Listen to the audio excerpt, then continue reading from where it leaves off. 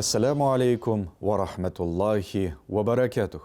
Har birigizga Alloh taolaning salami, rahmati va barakati bo'lsin. Duo zikrlar o'rganishni davom etamiz. Payg'ambarimiz sallallohu alayhi va sallam o'zining bir hadis sharifida aytdi: "Imonning ta'min totir shul, kimda kim birarsin yarata ekan Alloh rizoligi uchun" deb aytilar hadisda. Shunga ko'ra biz bir-birimizni Alloh taolo rizoligi uchun yaratirga tiyishmiz.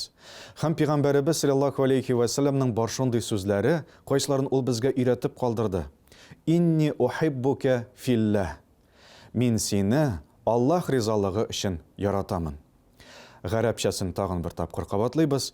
Inni uhibbuka fillah. Bir-birimizni Alloh taolaning rizoligi uchun yaratik. Vassalamu alaykum va rahmatullohi va barakatuh.